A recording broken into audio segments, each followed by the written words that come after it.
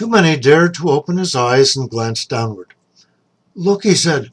"Look at all those lights. They can't be stars either."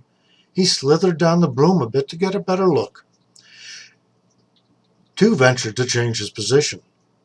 To their surprise, they heard the witch call out, "Blackington, we're not well balanced tonight. Something is different. Have you been sharpening your claws on my broom again and breaking some of the bristles?" The big cat swished his tail and said nothing. The escorting bats circled the riders constantly. "I distinctly felt a tail wobble, and it isn't the wind," the witch went on. The kittens dared not move. "Ah," she said presently, "maybe my cloak is caught." The witch made a quick movement, and the broom dipped suddenly. The kittens were unprepared. Too Many lost his grip and slithered perilously near the end of the bristles, clutching madly with his outspread paws and trying to find a fresh grip. He was hanging on now only by 2 feet, but he clung on. Very cautiously, Two slid himself backward, tail extended, hoping to give his brother aid. Just as the tip of his tail was within Too Many's reach, the wind caught the witch's cloak. The end of it flapped wildly behind her and slapped against the broom. It almost enveloped the kittens before it tugged away again. They lost their hold. Next minute they were falling, one behind the other, down, down, down toward the lights below.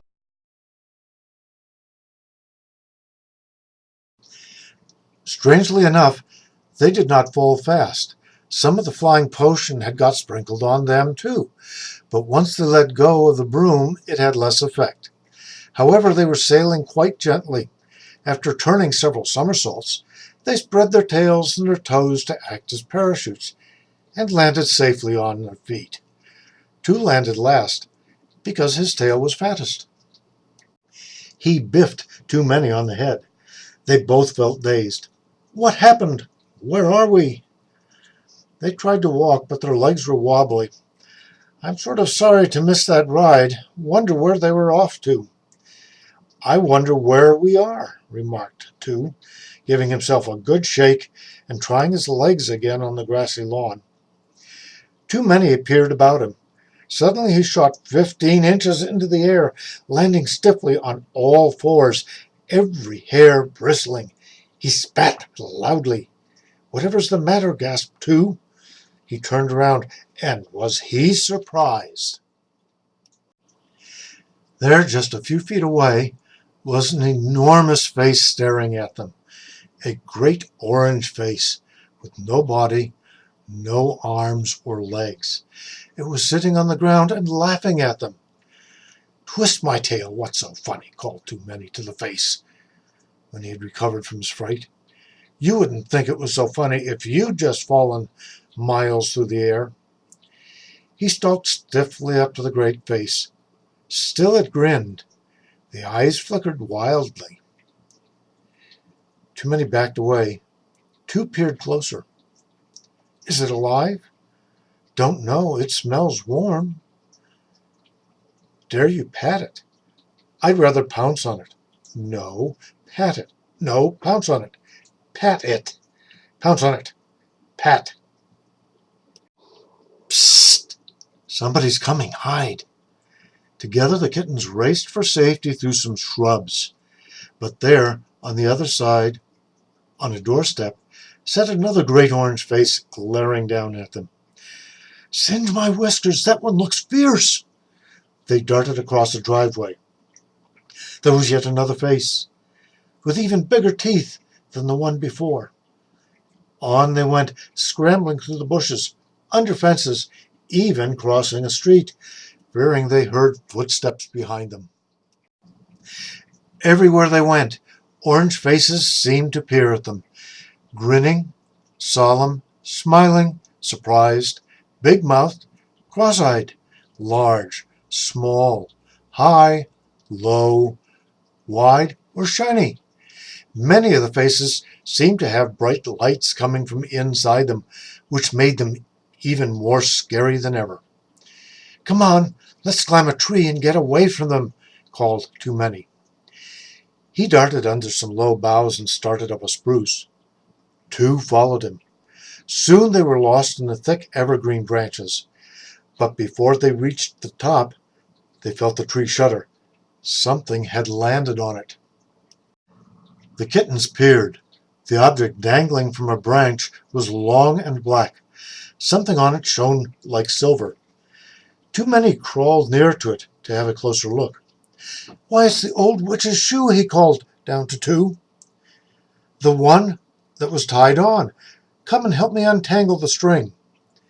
While they were working at it, there was a sudden rush of wind over their heads, and a cloud of bats flew by. "Creeping claws, that means the witch herself isn't far off." They flattened themselves on the branch and shut their eyes. In a moment they could hear the witch's croaky voice calling, "Shoo! Shoo! Show yourself, do! Drat that lost button! Who'll find me my shoe?" Without stopping to think, the kittens mewed. "Here, here, we found your shoe." It was Blackington who heard them. Immediately he steered the broom low toward the tree. The kitten saw his great yellow eyes shining like lamps. "Look out!" cried the witch. "Wherever you are going, we'll smash into that tree if you're not careful." She shook out an ample amount of soaring powder to save herself, as she thought, from disaster. It did the trick. It landed on the shoe, which slowly began to rise in the air. The dust landed on the kittens, too. With their claws still tangled in the string, they also rose into the air. "Scroopy scrimpings! Never thought I'd see you two again," meowed Blackington as he reached out a paw to catch the shoe. "You've done us a good turn, and no mistake. Saved the night, in fact. Jump on behind. We may need you again." "Dare you?" whispered two to too many. But there was no time to argue about it. Almost before they knew it was happening, the kittens found themselves enveloped in the witch's cloak again. The broom was skimming the rooftops, and the witch was as pleased as a pumpkin to have her shoe back again. "At least this is better than meeting all those faces," whispered two. "And maybe it will be fun after all," replied too many, feeling braver this time. And fun it certainly was. Now the witch was in a jovial mood. She went roof-hopping all over the town. She puffed down chimneys. She beat a tattoo with her heels on the shingles. She stopped electric clocks and set all the church bells ringing. She sent down the bats to bother the street lamps and scare the people. She shook the last apples off the trees, tipped over pumpkins, blew out candles, whistled through keyholes, and set all the dogs to barking and the cats to caterwauling. The kittens thought it hilarious. My, what a rough night, the old folks said as they peered nervously out the doors, while the children went shrieking and laughing through the streets. The old clock in the church tower struck 11 booming strokes. "Gracious gracious," said the witch. "It's time to go, or we'll never get into the grand race." Blackington knew what this meant. He sent a message to the kittens by a spider who rode in the crack of the broom handle. "Tell those two behind to hang on tight. We'll be going top speed." The spider crawled down the handle to where the kittens crouched, their backs to the witch. He delivered the message. "But where are we going?" asked too many. "It's the grand race over the moon." "The moon? Happens every Halloween when the moon is up." "Kippery flippery, sounds exciting." "It is, but be sure you hold tight now and keep your eyes open." The spider crawled back into his crack. Already the broom was mounting, gathering speed. The moon had risen like a squashed orange and was climbing the eastern sky. The witch kept shaking out more soaring powder over them all. They went higher and higher. The wind whistled by. Even the bats could hardly keep up with them. In spite of the spider's advice, the kittens shut their eyes tight, but they dug their claws into the broom deeper than ever. They were determined to hold on. Now and again the broom seemed to swerve perilously, and there was an added rush of sound as if other objects were passing them. Two and too many dared open their eyes just a slit. Now they saw that they certainly were in a race.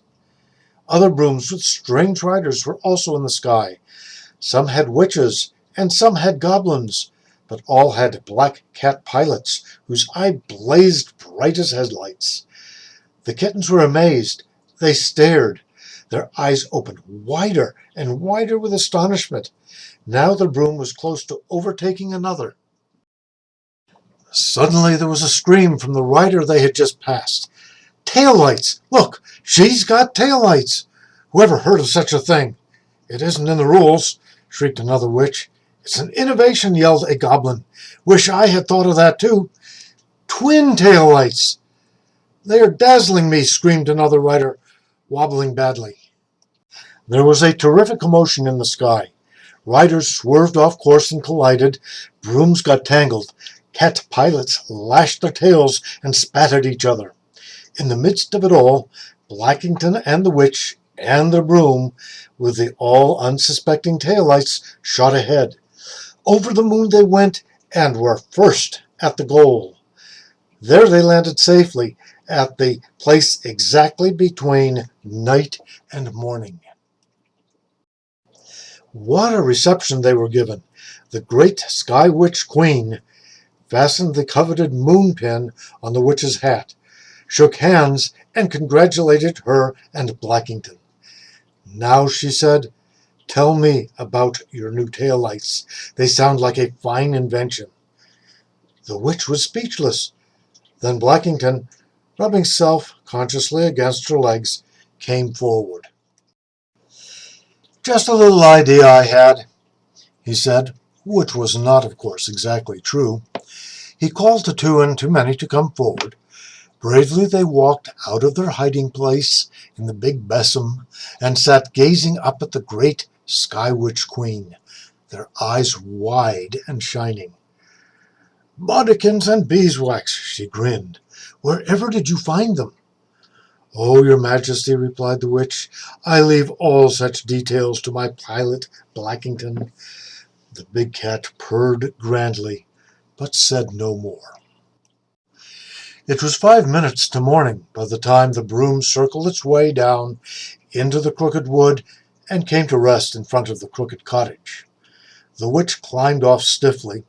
The kittens hopped off and stretched themselves, then helped Blackington and the witch to carry the broom inside.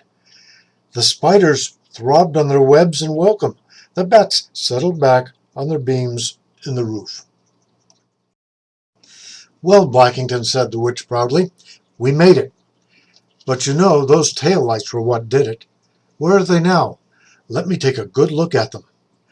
She lit the candle and glared down at two and too many, who had come out of the shadows at a signal from Blackington, and stood side by side in front of the witch. "Villikins, billikins," she grinned. Now, ugly as she was, the kittens could clearly see the twinkle in her eye. Where did they come from? Blackington waved his tail meaningfully. "Why didn't you tell me about them before?" Blackington spread his front paws in a curious gesture. "I suppose you thought I'd say it was too many," chuckled the witch. "Well, they are indispensable now. Mine for keeps. Take good care of them, Blackington.